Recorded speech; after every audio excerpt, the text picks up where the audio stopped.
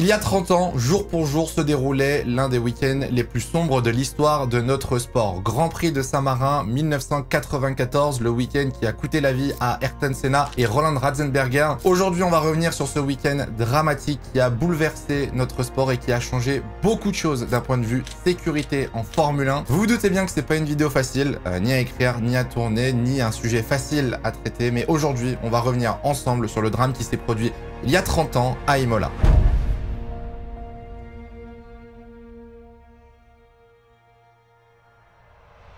Alors il faut commencer déjà par remettre un petit peu de contexte pour ceux qui n'étaient peut-être pas nés. En 1993, Alain Prost remporte son dernier titre avec Williams. Champion pilote, champion constructeur avant de prendre sa retraite, et Ayrton Senna décide de rejoindre Williams l'année suivante en 1994 afin d'égaler Alain Prost pour remporter un 4e titre de champion du monde de Formule 1. Alain Prost avait pu profiter d'une voiture ultra performante, à l'époque aidée d'aides électroniques. En 1994, toutes ces aides ont été bannies, comme par exemple l'anti-patinage ou les suspensions actives. La Williams, en début de saison 1994, ne se retrouve pas dans la position où elle était la saison précédente et Ayrton Senna est en difficulté en début de saison. Sur les deux premières courses, Ayrton Senna prend les deux pôles positions mais ne termine aucune des deux courses. Grand Prix du Brésil, il cale. Grand Prix du Pacifique est impliqué dans un accident dès le premier tour. Malheureusement pour Ayrton Senna, la mentalité est très différente chez Williams. On fait d'abord passer la performance de la voiture avant le confort du pilote. Chez McLaren, il était chouchouté, il était l'enfant prodige de l'équipe. Cette situation ne plaisait pas du tout à Ayrton Senna qui en parlait fréquemment avec Alain Prost à la retraite, qui était son grand rival mais qui était aussi devenu son grand ami à la fin de sa carrière. Avant la 3e manche du championnat 1994, Ayrton Senna décide donc de remotiver son équipe et surtout du côté français chez Renault. À l'époque, les motoristes de l'écurie Williams en leur promettant une victoire à Monaco et à Imola. À cette même période, le début de saison est dominé par Michael Schumacher et Benetton, suspectés peut-être de tricher avec leur monoplace en ayant un anti-patinage qui sur cette saison 1994 est interdit. On proposera une solution alternative à Ayrton Senna chez Williams pour avoir un anti-patinage, une solution qui sera refusée par le pilote brésilien car lui veut se battre dans les règles, remporter son titre de la plus belle des façons. Un autre problème connu de la Williams d'Ayrton Senna était la proximité entre le pilote et le volant. Positionné beaucoup trop à l'avant dans sa voiture, Ayrton Senna n'appréciait pas du tout, n'était vraiment pas confortable dans sa voiture. Remarque prise en compte par son équipe, Williams qui a donc décidé de reculer légèrement la position du pilote en raccourcissant la colonne de direction de sa voiture.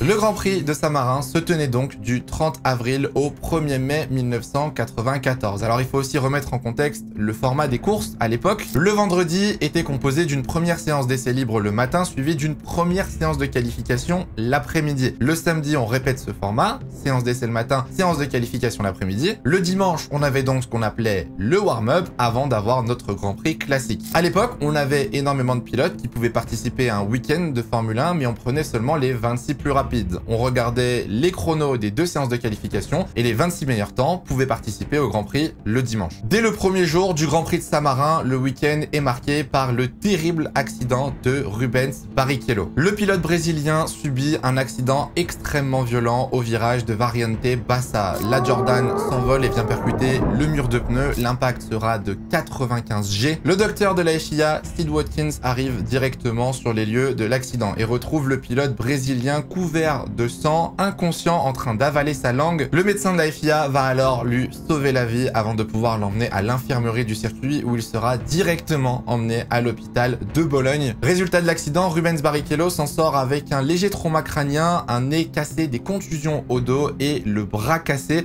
Senna va rapidement venir prendre des nouvelles de son compatriote brésilien et surtout son ami avant de pouvoir reprendre part à la séance de qualification et d'effectuer le meilleur temps de la qualif. À ce moment-là, les pilotes se disent rassurés de voir que Rubens Barrichello s'en sort bien, entre guillemets, et pensent encore à ce moment-là que la sécurité est assurée pour le Grand Prix de Saint-Marin.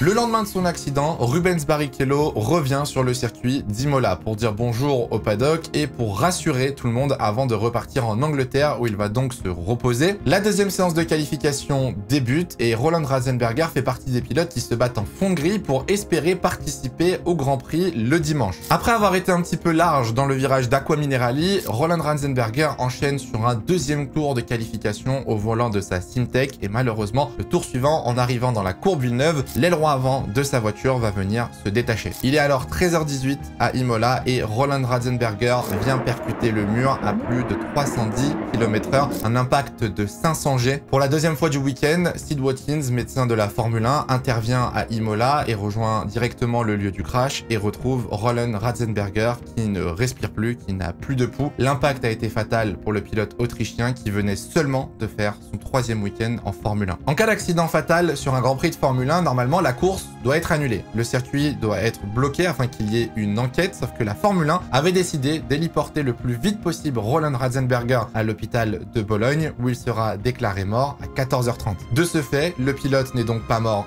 sur le circuit et le week-end peut continuer en toute logique. Ayrton Senna, furieux, voulait se rendre sur les lieux de l'accident, ce qui n'a pas été autorisé, ce qui lui a même valu un blâme ce jour-là. Énormément bouleversé par l'accident qui vient de se produire, Ayrton Senna décide de ne pas remonter dans sa voiture et ne continuera pas cette séance de qualification, gardera quand même le meilleur chrono du week-end et partira en pole position pour la 65e fois de sa carrière et malheureusement la dernière.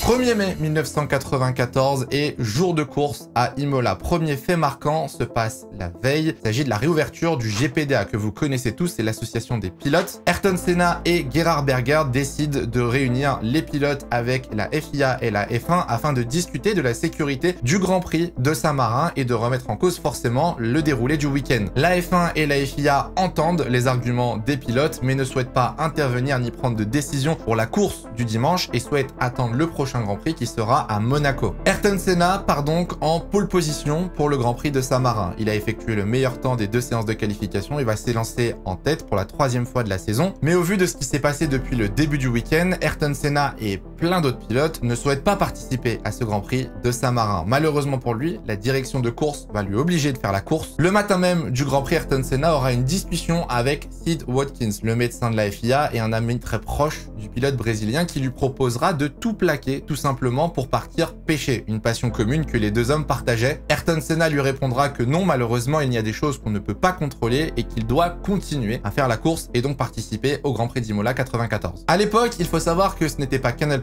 mais TF1 qui diffusait les Grands Prix et TF1 avait eu accès ce jour-là à un on-board de Ayrton Senna. Commenté en direct depuis le casque de Ayrton Senna commence son tour on-board par un message qui va marquer l'histoire du sport. Avant de commencer, un bonjour spécial à notre ami Alain.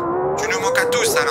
À ce moment-là, Alain Prost était au commentaire de la course en cabine avec Jean-Louis Moncey pour commenter ce Grand Prix de Saint-Marin 1994. Un message marquant quand on repense à la rivalité des deux hommes chez McLaren et ce qui a suivi dans l'histoire de la Formule 1. Mais avant même le départ de la course, on le remarque, le comportement d'Ayrton Senna a changé. Les habitudes ne sont plus les mêmes. D'habitude, Ayrton Senna met son casque rapidement et monte dans sa voiture. Cette fois-ci non, Ayrton Senna restera décasqué pendant très longtemps jusqu'au dernier moment sur la grille du Grand Prix. Le Grand Prix de Saint-Marin démarre, les feux s'éteignent et avant même le premier virage, un nouvel accident intervient. Pedro Lamy vient percuter la Benetton de JJ Lehto qui avait calé sur la grille. Les deux pilotes s'en sortent indemnes malgré la violence de l'accident. En revanche, les deux roues de Pedro Lamy se font éjecter dans le public. Cet accident fera 9 blessés en tribune, 8 spectateurs et un policier. La safety car est directement sortie afin de neutraliser la course, pouvoir aussi libérer la piste qui est remplie de débris. La course sera relancée 5 tours plus tard. La safety car rentre au stand. Ayrton Senna relance donc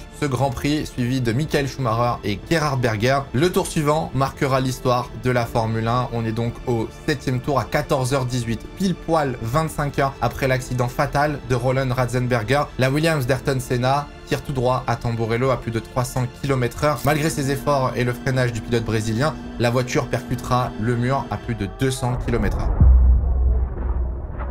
Pour la 3e fois du week-end, Sid Watkins intervient sur le lieu de l'accident, retrouve le pilote brésilien, le visage en sang, inconscient, mais Ayrton Senna respire. On comprend tout de suite, dès les premières images, la gravité de l'accident et la dangerosité de l'état de santé du pilote brésilien. À cette époque, Sid Watkins, médecin de la FIA, discute en permanence avec Bernie Ecclestone afin d'avoir les informations le plus rapidement possible. Et en évoquant le sujet d'Ayrton Senna, Sid Watkins va venir à parler de la tête du brésilien, en parlant de his head. Malheureusement, Bernie Ecclestone, dû à la mauvaise qualité des radios de l'époque, comprendra « he is dead », il est décédé, et Bernie Ecclestone annoncera le décès du pilote brésilien bien avant sa mort à la famille et aux proches d'Ayrton Senna. Les raisons de cet accident, aujourd'hui encore, restent floues. La théorie la plus probable reste une rupture de colonne de direction. Lors de son accident, la suspension est venue percuter le casque d'Ayrton Senna, traversant donc son casque et son crâne, ce qui le blessera fatalement. Les médecins italiens envahissent directement le lieu de l'accident. Ayrton Senna est pris en charge, tout le monde s'affaire autour du corps du Brésilien et de sa Williams. Et quelques minutes plus tard, on frôle un nouveau drame sur ce circuit d'Imola. La course est arrêtée sous drapeau rouge et pourtant, Eric Comas, à l'époque, pilote pour l'équipe Larousse, est autorisé à reprendre la piste alors que les secours sont donc sur la piste avec Ayrton Senna. Il arrivera à fond dans le virage de Tamburello et aura le réflexe de s'arrêter sur le lieu de l'accident. Il faut savoir que 2 ans avant, Ayrton Senna, au Grand Prix de Belgique en 1992, avait sauvé la vie d'Eric Comas qui avait percuté un mur. Le moteur de sa voiture s'était emballé et Ayrton Senna était venu couper ce moteur, ce qui avait donc sauvé la vie de ce pilote. En arrivant sur les lieux de l'accident, il découvre donc l'état et le corps d'Ayrton Senna au sol sur le circuit italien. Écœuré par la scène à laquelle il assiste, Eric Comas ne reprendra pas part au Grand Prix de Saint-Marin 94 et mettra un terme à sa carrière à la fin de la saison. Il est donc 14h31 et l'hélicoptère décolle du circuit d'Imola direction l'hôpital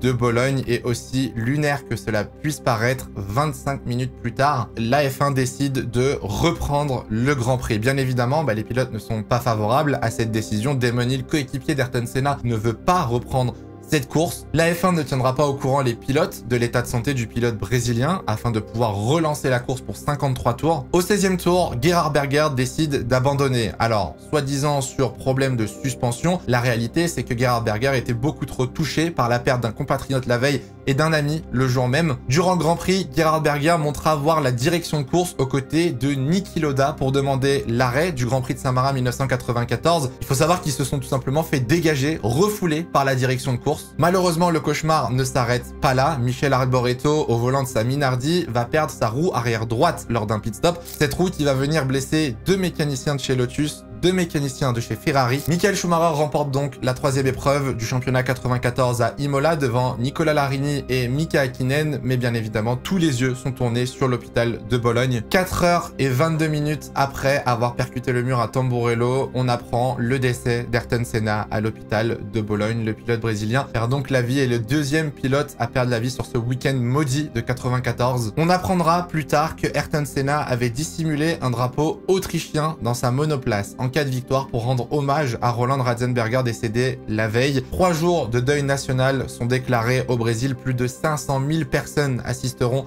aux funérailles du triple champion du monde brésilien. Le cercueil d'Ayrton Senna sera porté par de nombreux pilotes de Formule 1, dont un pilote français, Alain Prost, à la demande de la famille. Ça reste probablement l'un des week-ends les plus tragiques de l'histoire du sport automobile. Entre le manque de sécurité, les mauvaises décisions prises par les organisateurs, que ce soit la Formule 1 ou la FIA, le week-end 94 a été un tournant dans l'histoire de notre sport, que ce soit en termes de sécurité physique, au niveau des voitures ou des circuits, mais aussi au niveau des prises de décision, comme la réouverture du GPDA. Je vous en ai parlé, vous le connaissez. Aujourd'hui, ils ont rendez-vous à chaque week-end de course afin de discuter de l'état et de la sécurité des circuits. Il faut quand même se rendre compte à l'époque de la dangerosité du sport, des risques que ces pilotes prenaient. Malheureusement, c'est très souvent comme ça en sport automobile, mais il faut attendre un drame avant de prendre des solutions et de trouver des innovations pour la sécurité. On peut en parler avec le Halo désormais qui a sauvé la vie de nombreux pilotes de Formule 1. Il aura fallu attendre de perdre Jules Bianchi en 2014 au Japon. Alors moi, honnêtement, j'étais trop jeune pour avoir vu cet accident à la télé. J'étais pas assez grand pour avoir assisté à ce drame, à cette période de l'histoire de la Formule 1. Peut-être que certains d'entre vous l'ont connu. N'hésitez pas dans les commentaires à nous dire ce que vous pensez. Mais moi, aujourd'hui, je pense qu'on peut quand même bien mettre en avant l'évolution sur la sécurité. Aujourd'hui, malgré tous les risques que les pilotes prennent, certes le risque zéro n'existe pas, aujourd'hui les pilotes sont quasiment pas en danger au volant d'une monoplace. Je pense que ce serait ultra intéressant d'avoir une discussion un jour avec un ancien pilote de Formule 1 et avoir son avis sur les risques qu'il prenait maintenant avec du recul. Croyez-moi que je pense qu'à l'époque, on ne se rendait pas compte de la dangerosité du sport. C'est la fin de cette vidéo, j'espère qu'elle vous aura plu. Voilà, on voulait rendre un petit peu hommage à Ayrton Senna et surtout à cet accident. On oublie beaucoup Roland Ratzenberger, on oublie beaucoup aussi ce qui s'est passé dans les tribunes, Rubens Barrichello, les mécaniciens, c'était vraiment un week-end dramatique. Si jamais vous ne connaissiez pas le week-end de 94 à Imola, n'hésitez pas aussi à vous renseigner pour en apprendre un petit peu plus. C'est triste à dire, mais malheureusement du coup, cette année, on fête, entre guillemets, les 30 ans de la disparition d'Ayrton Senna et de Roland Ratzenberger. Nous, on se retrouve très bientôt pour une prochaine vidéo. En attendant, faites attention à vous et portez-vous bien, c'est le plus important. Ciao, ciao.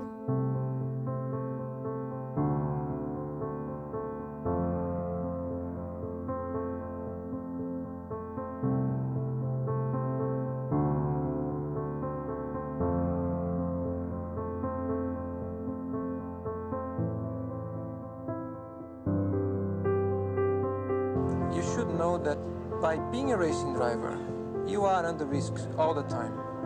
And by being a racing driver means you are racing with other people.